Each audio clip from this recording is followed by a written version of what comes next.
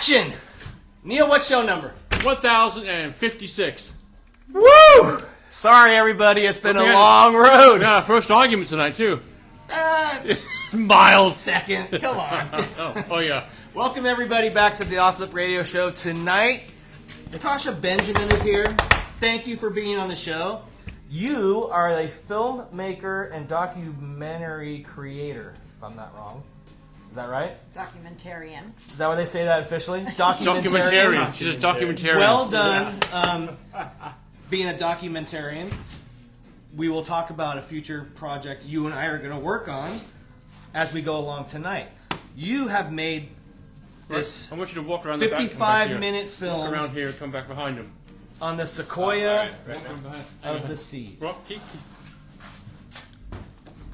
What is a sequoia, for those who don't Christian's know? in the house also from Trees Christian! Wax. Keep going. Trees wax! Trees wax! In the house! Out of the house! No shoes on. No shoes, no service. This film's about kelp.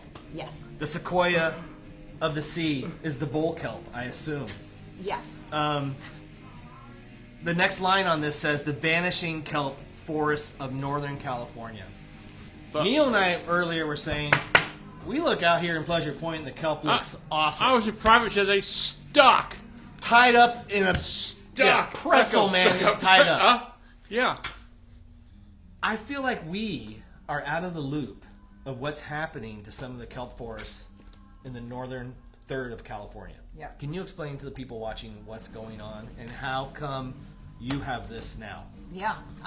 So, kelp is a big issue right now around the world. We're seeing tremendous loss of kelp. And in Northern California, we've lost 95% of our bull kelp forests. These are the underwater forests, the sequoias of the sea. That number is ridiculous. Yeah. Imagine if we lost 95% of humans. Imagine if we lost 95% of the redwoods. Yeah. 95% of the forest. That'd be shocking. People would be screaming. Right. Is this an out of sight, out of mind problem? Totally. It's underwater. Right. And unless you're a diver or a surfer or spend time in the water, you're not aware that this is happening. But you're 95%. What took you or whoever so long to figure out there's a huge problem? So this started about 10 years ago when we had what was called the warm water blob, which was actually the scientific term for a marine heat wave. Temperatures got hot in I remember that year. 2013-14. Fishing was fantastic. Albacore, it was the last great albacore year. Right. So all these Southern California species were coming up north. The water was too warm for kelp. Kelp, it needs cold, nutrient-rich waters. And when that warm water came through, it killed the kelp. And when the kelp disappeared, the purple urchins took over. They exploded. Why did they take? Is it because the sun was? What made them take off? There was all this space from the die-off of the kelp. And at the same time, we lost all the sea stars. All the sea stars on the West Coast were killed off by a disease called sea star wasting disease, and the main predator of the purple urchin, which is the sunflower sea star, which gets this big and has dozens of arms, is locally extinct now. And that was the only predator left of these purple sea urchins, and they went crazy. And now when you go underwater in Sonoma Coast, Mendocino Coast, it's a carpet of purple sea urchins. And urchins are they're a hungry little critter. Yeah, they eat a lot, and they just mowed down any kelp that started to try to grow back. The urchins mow it down. So can you get rid of the sea urchins? So that's the question. That's what the film is about, and I don't want to give away too much, but so in order to bring back the kelp, we need to do two things. We need to there's too many sea urchins, and we need to grow kelp and put kelp seed back into the ecosystem. So that's what they're doing on the North Coast. They're doing these amazing restoration efforts to try to bring back the kelp. I feel like I constantly see, as far as urchins here, I see otters constantly with urchins, and like they're voracious little urchin eaters. So otters are very effective at keeping the system in balance, but we don't have otters north of the Golden Gate Bridge. Why is that, I wonder? We hunted them. They were. That was extinction. Yeah. That was a hot item for fur coats and stuff back in the day. Yeah. Okay. Well, so it's 95% recovery possibilities. Confident? Is there? I mean, we always hear on this show, "Where's the money?" Right. It takes money. Yeah. Does the federal government love bull kelp? We need money and we need political will. Right. We need both of those. We need politicians to love bull kelp. That's why you made this film. Exactly. Hey, Jimmy! I wouldn't say anything's, nothing major is going to happen for the next 3 years.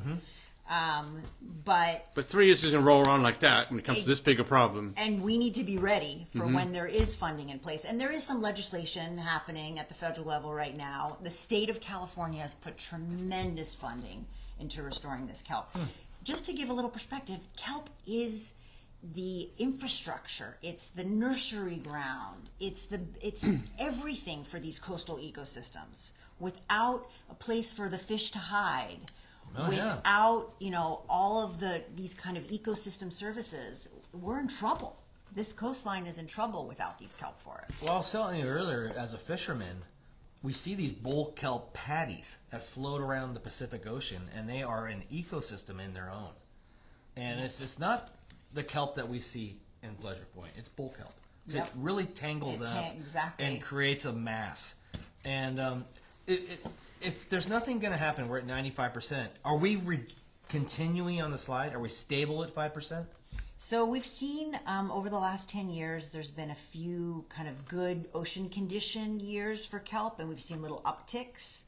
And we're seeing kelp increase in these restoration areas. So there's a couple spots. The Greater Farallones National Marine Sanctuary is working on the Sonoma coast. Then we have the Nature Conservancy working on the Mendocino coast. And they're seeing tremendous increase in those areas where they're removing urchins and they're planting baby kelps.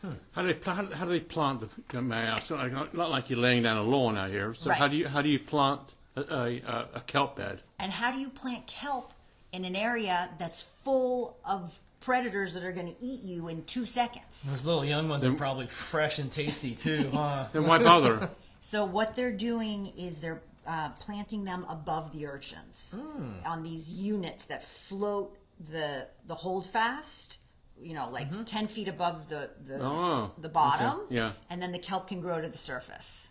Gives them a chance. It gives them a chance, exactly. So that's what's happening, and the community up on the North Coast has never come together like right now. Like this kelp issue is bringing people together in a way that nothing ever has. So we've got fishermen. Right. We've got tribal members. We have scientists. We have community members all coming together to try to bring back the kelp, but also think about how, depending on these ocean resources and the way we have in the past is changing. Well, the ocean is changing. So do you think that if the kelp was disappearing at Pleasure Point or privates where I got stuck the other day, if the kelp left there, would you think the waves would be different? Oh, we just have windy afternoons in the summertime when the east wind kicks up. You know, it just would change it. Honestly, the reason I moved to Pleasure Point was the kelp. Exactly. You can surf after work. Right. Where I was raised in Marin County and grew up surfing. Afternoon surfing pretty much sucked, like 3/4 of the year. And so kelp is a protector of the surf zone. It grooms the waves. It totally, it makes wind. It takes about 3/4 of the power of the wind out, and that's why the animals like it. They can raft up in there. There's food source in there. It's calm, warm, tasty fun. I don't blame them. You've been showing the film in different communities. Yep. To a lot of people. A lot of people. It's full house, right? Yeah. We're going up and down the coast. As people are leaving and they're thanking you for the evening, are they energized? Does the message make them say, "Let's organize and protect the kelp forest"? So most people that come up to me after the film say to me, "I had no idea this was happening." And these are people in Marin County. These are people in Southern California. These are people that grew up on the water. And that's why we made the film, to create awareness, to first get this issue in the mainstream of we've lost 95% of our underwater forests. And people do want to know what they can do, and what they can do. What we tell people is go to our website, sequoiasofthesea.org, and we have a take action page on the website, and you can find resources there. If you're a diver, you can find out how to get involved. So this is making the movies. It's a tough thing to go do. So what did you do to go about making the movie? Did you have the money in your back pocket, or was there funding from somebody else, or did you get some help from some people? Great question. So I started this film with my partner Anna Blanco. It was a passion project. I saw the kelp forest disappear. I watched it with my very own eyes after diving on the North Coast, and I realized that no one knew what was going on. I was having lunch with Anna Blanco, who's the director of the International Ocean Film Festival, and my father, who's a documentary filmmaker.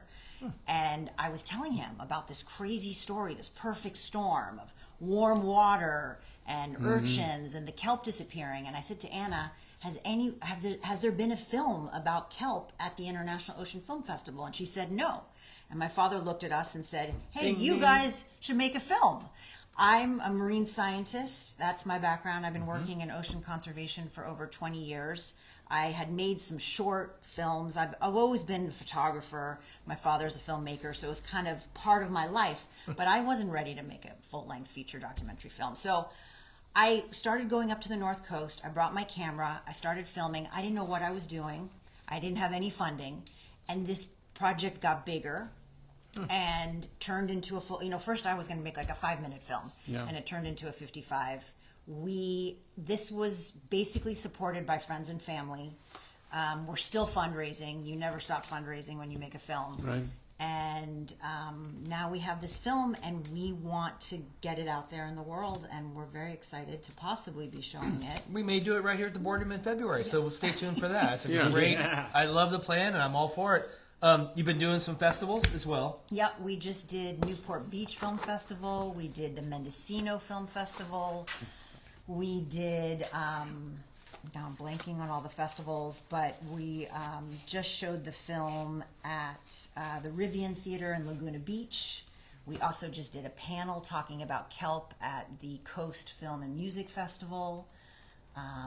It's on the road. It's on the road. I'm on the road, and we want to get the word out. We want people to help the kelp. That's the goal. Where's that bumper sticker when you need to help the kelp? Yeah. Real quick, TC, for our one of our show sponsors is leaving. Yes, Christian. And Christian, stick your head out there, Christian. He's right here. Good-looking fella, needs a haircut. Best wax you can buy right here, especially for where you are. Well, we just environmentally. This wax does not harm the kelp forest, right, Christian? Fill us in. Yeah. Come on over. Give us 2 seconds. It seems like that's a great message. I think he's our first barefooted guest. Can you explain, for those of you not familiar with trees wax, what is in trees wax that makes it safe for the kelp? It's all natural. It's no petroleum, just pine resin, olive oil, natural wax, and limestone. So it's just super simple ingredients and clean. It's sticky as fuck. Yeah. And finally, he's got. TC, you've always said to me the packaging's important. It's really nice packaging. Nice, Thank you for the upgrade on that. And biodegradable cardboard box, and it makes it nice in the glove box too. Yeah, man. You can. Yeah. Well, and our February premiere. That's going to be here. You will be involved in that as February well. 6th. Yep, February 6th is what we're tentatively talking about. Yep. Tentatively speaking, folks. Get some wax here at this premiere, and you know what? And use trees wax to help the kelp. Yes. Help the kelp.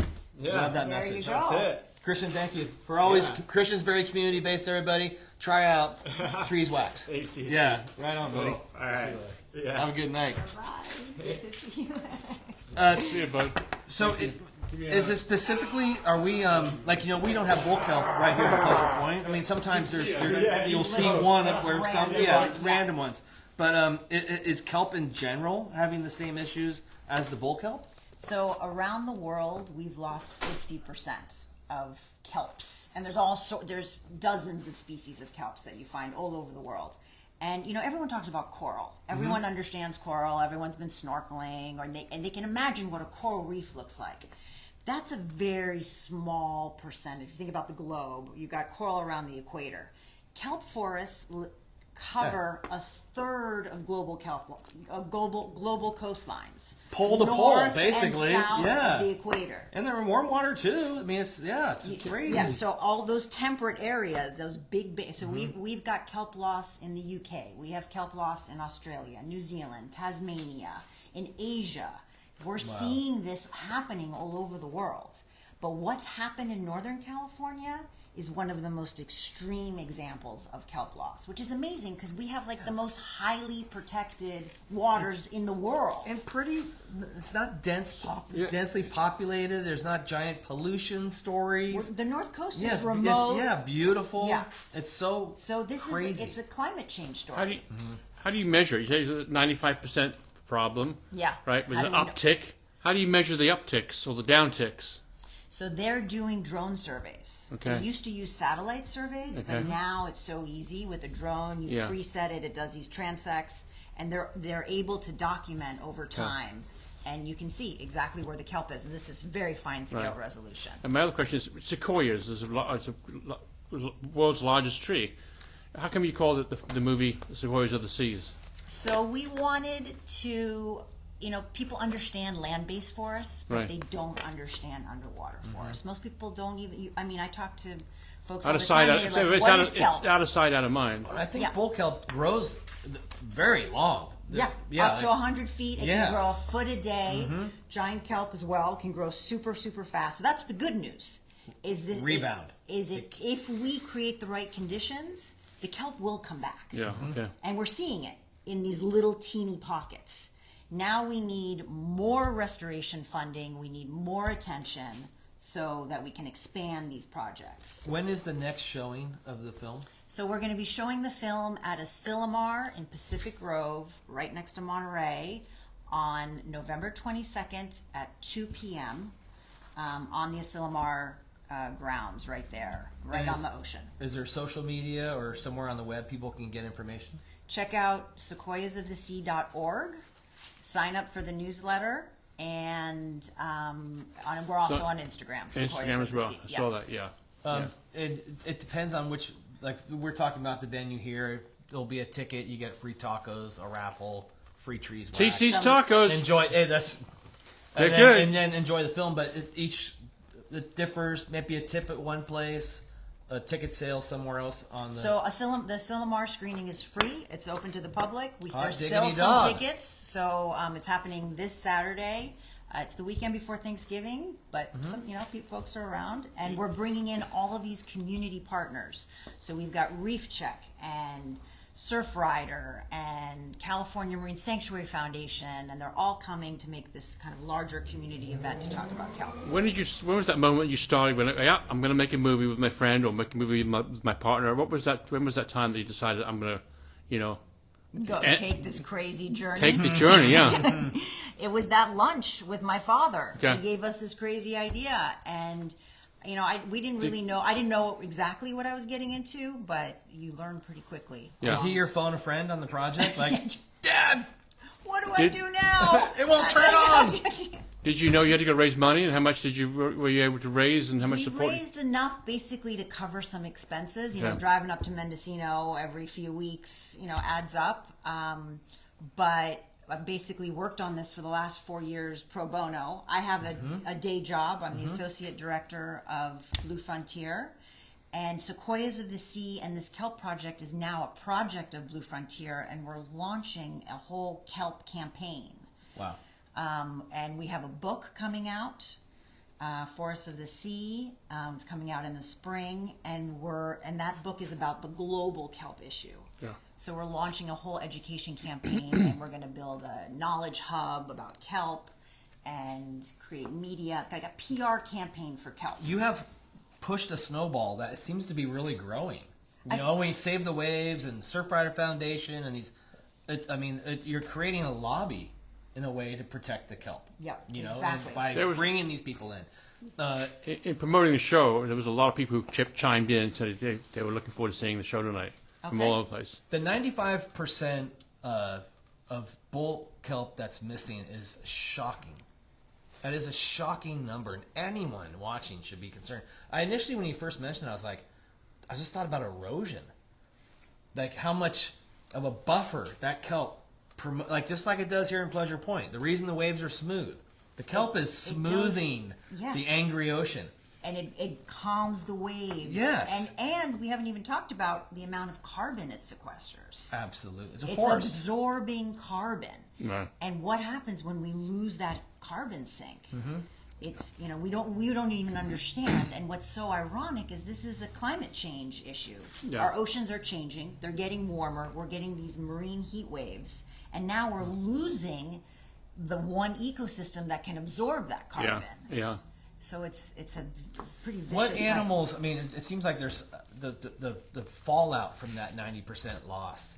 The protection for the small fish, and like what it seems to me, we're not just losing kelp, we're losing other things. Oh, yes. Of this unique chain of Mother Nature, because you cut the chain, kelp is a link that's cut. Exactly. What? And we still, we're just at the beginning. We're not going to see some of the ramifications for another 10 years, with long-lived rockfish who are living in the Right. kelp forest. They're using it as a nursery ground. All those little juvenile rockfish are hanging out in the kelp. Where in 20 years, when everyone's looking for the rockfish that should be adult size, God. we still don't even know. Right. One of the biggest impacts on the North Coast is the abalone. The abalone were suffering. We knew they were struggling, but we still had an abalone fishery on the North Coast. A lot of people would go up there. The tribes depend on this abalone. And the money it comes back to the community through it. It was $44 million a year. It was a big. huge industry. And when the kelp collapsed, the abalone, that was it for the abalone. And they've shut down the abalone fishery. It's had the only dive shop in Fort Bragg is gone. Once that, the whole, it trickles down. Abalone eats kelp. Yeah. And without kelp, Yeah. forget it. So that is one of the links I'm talking about. That is a innocent bystander of what's going on with the kelp forest is the abalone. That's just one of them. Yeah, that's crazy. And that's been gone for quite a while now, though, isn't it? They shut down the fishery Right. about 5 years ago, Okay. but it had been really struggling. And then when this marine heat wave came Yeah. through and killed the kelp, that was kind of the nail in the coffin for abalone. Right. And the other big thing is the urchin fishermen on the North Coast, and we got urchin fishermen all along the coast. The red urchins were the commercially viable fishery, and it was a huge fishery. Purple? Then the purples took over and pushed the reds out, and now you have all of these commercial sea urchin divers that are out of work because the purples are not viable. And they're now turning into restoration divers. No, they're picking them. So they're Yeah, going they're and going helping helping and clear removing. them out, remove exactly. them. Yes, I've been hearing that. Yep. So that's what we've got that story in the film, and There was American And story about American Indians back.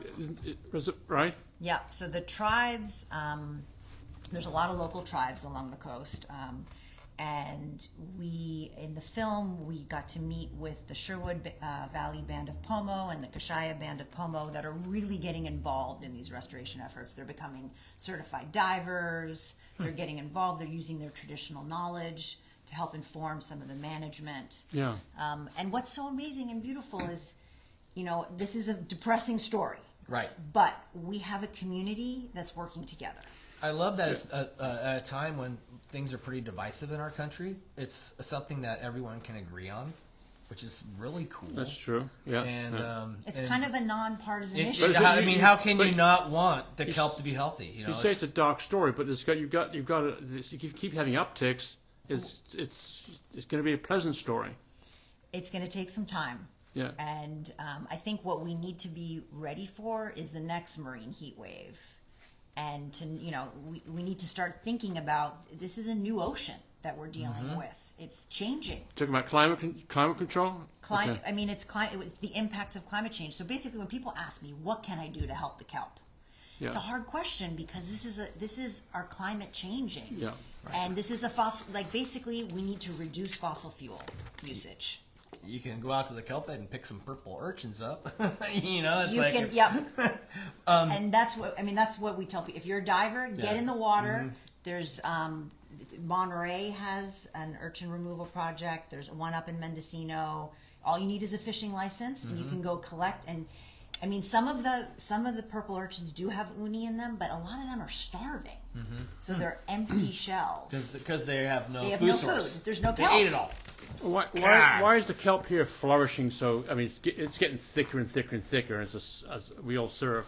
It's Yep. like, I can't go surf there because with the low tide at privates. I'm not going out there. Our chain's not cut yet, right? Is that what's going on? I mean, like I said, I saw earlier, we have such a healthy otter population right now. They eat urchins. That's easy picking for them.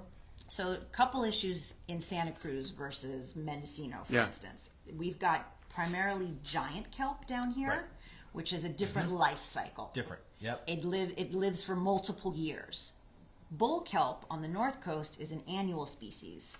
So it lives for one season. The winter storms come through. It rips it out. You see piles of it on the beach. There's our patties in the ocean when we're fishing. Exactly. All that stuff gets tangled. So giant kelp has a different life cycle. So the impact to it was a little bit different. And you have otters on this stretch of coast, Right. which we don't have on the north coast. And otters help keep a balanced ecosystem. They're not going to eat the empty purple urchins that have no uni in them because they're smart and there's no nutritional value. But they'll when there's too many urchins, they'll keep things balanced. Right. But yeah, so that's why it's different down here. You guys have a predator and you have a different species of kelp. It reminds me of like how a beaver can change a river habitat Yes. and bring a river back. Exactly. It's a little bit along the Elkhorn same line. Slough. Right, yeah. They brought the otters back there. That's a great example of. Well, it's an amazing story that is not, I guess, told enough because no one knows. I feel like it's just one of those situations like an animal goes extinct that nobody knows about, and nobody had real time to prepare. And 95% loss is such a gigantic number. Yeah. That I just hope that enough people are aware through your efforts and Thank you. and your partners that Yes. you've partnered with to spread the word. And Dad, Is your And dad Dad- proud of the film? What did he say? Did he critiqued it? Did he get Oh, how many? I got lots how of many? critiques, How many a lot tomatoes? Of notes, a lot of notes. Did he like it? Yes, He's and he's very proud. And ultimately, I made the film because I care about the ocean. I'm a diver. I'm a surfer. My dad is the one who took me snorkeling when I was 7, and I drank so much water because I just kept talking the whole time, And so it's his fault that I'm, into the ocean. Were you a little nervous what he would think Oh, about yes. it? Because I mean, it's kind of like Joe Montana's kid in a way, like totally. you have to go out there and throw a touchdown. But he was proud, loved it. He was proud, loved it, and he's a big supporter, and he's been a huge advisor for me kind of navigating this world. And, it's not easy being a documentary filmmaker these days. Public media, independent films. Social media. It's you know, rough. Everyone is a filmmaker, just like everyone's a surfer now. And I see it here in the skateboard industry. That's what's on TikTok and Instagram is more important than what a lot of people are spending a lot of money on big projects. Yeah. And so it is getting tougher and tougher in today's world. And there's not a lot of funding, and also attention span. Like, to get someone to watch a 55-minute film when they can just watch TikTok all day. Right. Get the abbreviated message. So we're doing both. I'm trying to create some short content, but we have the film, and there's other stories. Like the film ended a year. We stopped filming about a year ago, but there's still more. There's things happening. So we're creating some short films Updates. to kind of keep the story alive. Yeah. And where can people find out more? Sequoiasofthesea.org and Sequoias of the Sea on Instagram. perfect. To stay Awesome. tuned. Cool. And then this Saturday in Pacific Grove, and where is that at? Asilomar. Asilomar, sorry. It's at Asilomar, and where in Asilomar? At the, I think it's Merrill Hall. It's on the conference grounds. Okay. It's at the hotel. And there's still tickets available, There's still tickets available. but not many. Yeah. They're going fast. Okay, well that is amazing. And possibly here, February 6th, possibly. Yeah, February 6th, so We'll- hopefully we'll- we're going to work on that. And, Natasha and I were thinking that'd be a great TC idea. We'll do TC's tacos. TC's tacos. Yeah, little everyone gets free raffle. wax. Yeah. I like Nick from Save the Waves will be involved. I think that's awesome. He's a local here in town and can help promote that event as well. So, thank you for your efforts. Yeah, As an good ocean job. lover, the kelp is like family Yeah. to me. So thank you for helping my family, your family, all of your family and we need the kelp. we do need Yeah, the we kelp. do. Yeah, it's very important. I get that. I'm leaving here today. I'm leaving here tonight with a different opinion on kelp. Absolutely. I know there's a love-hate relationship with kelp. Well, when it's wrapped around your neck, and your yeah, It comes the primo wave. yeah, Right? It you comes take a two bomb. paddles and you don't move. And you're like, ah. I get that too. Sequoias of the Sea. Yeah. A documentary about bull kelp Thank you. and its survival. Yes, and So on- our survival. It'll be Yes. on Facebook Live. So it'll be on Facebook. It'll be on YouTube. The 831, my new thing. Amazing. Natasha And- Benjamin, thank you for making this. Thank And you thank for you. having me. You know, it takes people to get the word out to make change in a positive way for this planet, and so it takes courage to do that. It's it's sometimes I'm sure there was days you probably wanted to give up, but thank you for not. And if you get a chance, go see this film. It'll be here hopefully February 6th, right here at the boardroom. Okay. Yep. And until then, what a show, Neil. Good show. Next week's show. Yes. Jeff Clark. 50th anniversary of Surfing Mavericks. Right. That is going to be fun. We'll be here. Yeah, okay. You'll be here? You'll be here for that one? I'm here. Okay. Everybody, next week will be a great show, so please tune in. We'll have our old friend Jeff Clark back to talk about 50 years ago today when he surfed Mavericks for the first time. That's a great story. Again, thank you, Natasha, for being here. Thanks, Natasha. Thank you both. And protecting the kelp. Thank you, everybody out there. We'll see you next week on the Off the Lip Radio Show. Good night.